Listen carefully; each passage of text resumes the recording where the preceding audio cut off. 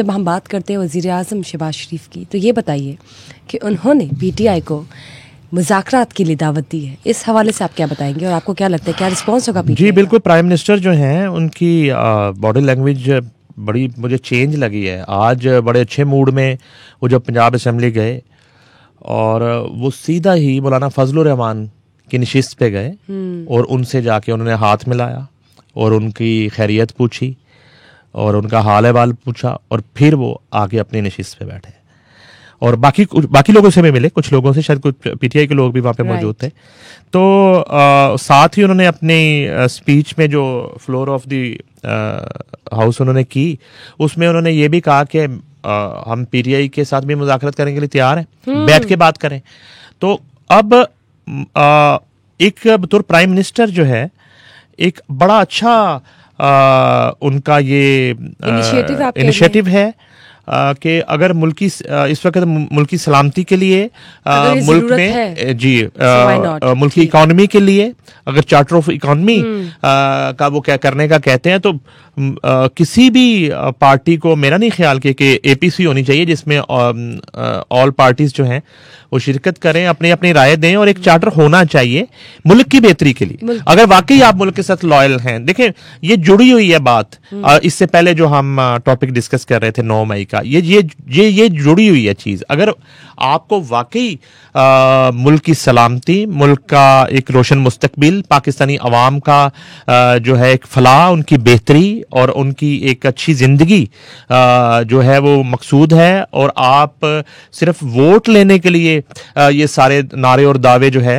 और वादे नहीं करते हैं, वाकई में आपको इस मुल्क से प्यार है और आप मुहिब वतन हैं, तो फिर इस तरह का चार्टर और इस तरह का जब आपको दावत दी जाती है तो आपको फौरन उसको अवेल करना चाहिए और उसको एक्सेप्ट करना चाहिए। मैं आपको एक वाकया बताता हूं, तो मैंने पहले भी आपसे शेयर किया था। मैं भी जरूर ऐड कीजिएगा कि पाकिस्तान पीपल्स पार्टी इस हवाले से उनका भी क्या रिस्पॉन्स होगा। देखिए, पीपल्स पार्टी को इस पे कोई एतराज नहीं होगा। जो आसिफ अली जरदारी साहब की देखें पॉलिटिक्स है जितनी हमने देखी है, वो तो हमेशा मफामत के लिए उनको तैयार पाया गया है और एक उनमें बड़ी लचक रही हमेशा से। उन्हें तो मेरे ख्याल में 0% भी कोई पीपल्स पार्टी को इस पे कोई एतराज़ नहीं होगा। बाकी भी जो इत्तेहादी जमातें हैं, आईपीपी है और एमक्यूएम है और ये नून लीग है, तो मेरा नहीं ख्याल अगर प्राइम मिनिस्टर इस तरह का इनिशिएटिव लेते हैं तो उनको कोई एतराज हो सकता है।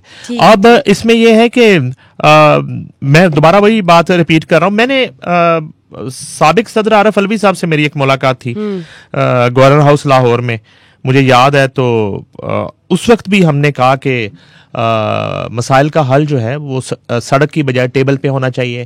तो जुमे का दिन था, तो मैं उनके साथ जो है वो नमाज के लिए निकला, तो कुछ मीडिया ऑनर्स वहां पे मौजूद थे, लेकिन मैं उनके साथ चलते हुए जब जा रहा था तो मैंने कहा आप तो चीफ एग्जीक्यूटिव हैं और आपका रोल तो बाप की तरह होना चाहिए, तो आप सबको क्यों नहीं स्टेक होल्डर्स को बिठाते।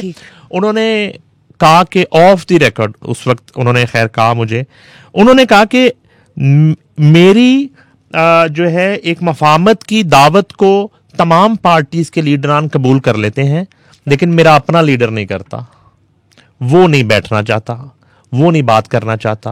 आपने ये बात मेरे पहले भी डिस्कस की थी, it was much needed to be. बिल्कुल, ये साबिक सदर साहब ने मुझसे बराह रास्त ये बात की थी।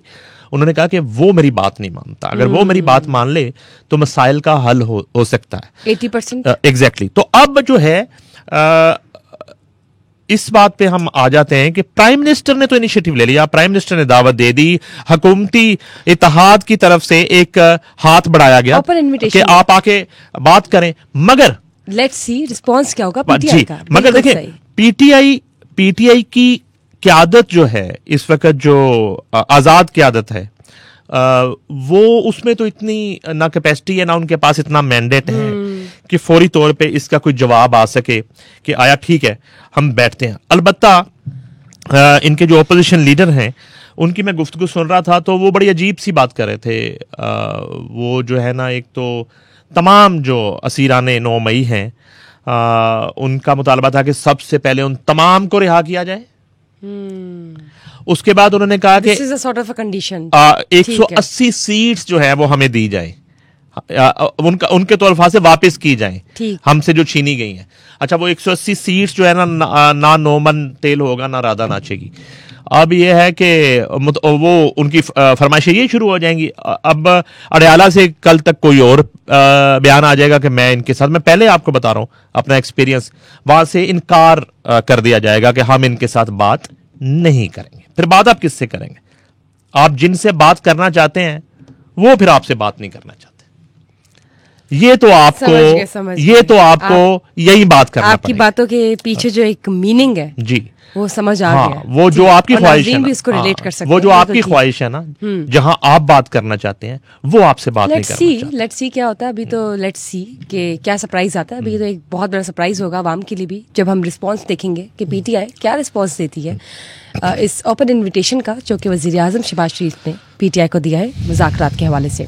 मूविंग ऑन सर, मुझे ये बताइएगा, जब हम बात करते हैं केपीके में होने वाले जिरगा की जो इस वक्त हो रहा है और जब तक हम पॉडकास्ट कर रहे हैं हो सकता है तब तक ख़त्म भी हो जाए, लेकिन इस जिरगा के ख़त्म होने के बाद ही फैसला करेंगी जो पार्टीज़ हैं, सुन्नी इत्तेहाद, महमूद खान अचकज़ई और तहरीक इंसाफ, कि क्या वो ऑपरेशन अज़्म इस्तेकाम की हिमायत करेंगी या मुखालफत। जी बिल्कुल, आप बताएं, आप इस वाले से आपकी इत्तला ठीक है।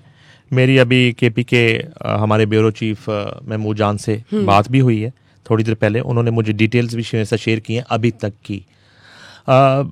ये जिरगा जो है एक कह लें फॉर्मेलिटी है और ये फोटो सेशन है और जो फैसला वहाँ से आना है वो मुझे पता है। और वो जाहिर है कि वो ऑपरेशन अज़्म इस्तेकाम जो है उसकी मुखालफत करेंगे कि हमें ये कबूल नहीं है। अच्छा, हमें कबूल अगर है तो वो हमारी टर्म एंड कंडीशन पे होगा, उसमें भी टर्म एंड कंडीशंस चाहते हैं। जाहिर है हर चीज में टर्म एंड तीनों पार्टी सेम पेज पर है। तीनों पार्टी देखिए, इसमें जो मेन पार्टी तो पीटीआई है, ठीक है, ठीक। और महमूद खान अचकज़ई हैं उसमें और सुन्नी इत्तेहाद कौंसिल है। ये तो उस तरह से इतनी बड़ी पार्टी नहीं, मेजर जो है पीटीआई है, तो लीड वही कर रहे हैं, उनकी क़यादत वहां पे मौजूद है। और मैं जो है ना बड़ा एक तकलीफ दे हमारा है, अगर तो एक कैंसर को ख़त्म करने के लिए और एक जो है वो टेररिज्म का जो एक नासूर हमारे साथ बड़े अरसे से चलता आ रहा है, उसको आपने रोकना है, उसको ख़त्म करना है और मुल्क को जो है वो महफूज बनाना है। उसके लिए ऑपरेशन उसके लिए आपको जितने भी ऑपरेशन करने पड़ते हैं उनको सपोर्ट करने की ज़रूरत होती है, ना सिर्फ इन जमातों को बल्कि पाकिस्तानी अवाम को भी ऐसी जो इक़दामात हैं उनके साथ खड़े होने की ज़रूरत होती है। और इसी यूनिटी के साथ ही ऐसे ऑपरेशंस जो हैं इससे पहले भी हुए वो कामयाबी होते हैं। स्वात की जो सूरत हाल थी ऑपरेशन ज़रब-ए-अज़्ब हुआ और हम सबके सामने वो कामयाब हुआ और दोबारा से एक जिंदगी लौटी स्वात पे। तो ये जो है मुख्तलिफ कॉर्नर से फिलहाल इस इकदाम की, इस फैसले की मुखालफत की जा रही है। जैसे मौलाना फजलुर रहमान ने इसकी मुखालफत की और उन्होंने मौलाना फजलुर रहमान भी इसकी मुखालफत कर रहे हैं। उसमें यह है कि उनके पास क्या लॉजिक्स हैं वो बात करें। उन्होंने बहरहाल जो एक गुफ्तगू की है एक रोज़ कबल, उसमें उन्होंने अज़्म इस्तेकाम को, ऑपरेशन को अदम इस्तेकाम का नाम दे दिया कि ये अदम इस्तेकाम है। तो मेरा ख्याल है कि इतनी जल्दी इस तरह के इशू पे आपको अपनी राय कायम नहीं करनी चाहिए और बैठ के बात, फिर बात वहीं पे आ गई कि आप बैठ के बात करें, इसको समझना चाहिए, इसको देखना चाहिए। अच्छा, पाकिस्तान की बेहतरी के लिए जी कल ही मेरी मुलाकात हुई अमीर जमात इस्लामी हाफिज नईम साहब से। अच्छा, उनसे भी मैंने पूछा कि आप इस पे क्या देख रहे हैं, तो उन्होंने भी ये कहा कि हम इस ऑपरेशन की हिमायत नहीं करेंगे। मुमकिन तौर पे वहां से अभी तक जो हमारे सोर्सेज बता रहे हैं इतलात तो यही आ रही है कि अंदर जो गुफ्तगू की जा रही है वो कोई पॉजिटिव गुफ्तगू नहीं है और इस इकदाम को सपोर्ट करने वाली गुफ्तगू नहीं है। ठीक हो गया, बहुत बहुत शुक्रिया सर आपका, आपने हमें बताया। जब हम बात करते हैं कि वज़ीर-ए-आज़म ने मुज़ाकरात की दावत दी है पीटीआई को, तो जनाब देखते हैं और स्टे ट्यून विद अस कि क्या रिस्पॉन्स आएगा पीटीआई के इस हवाले से।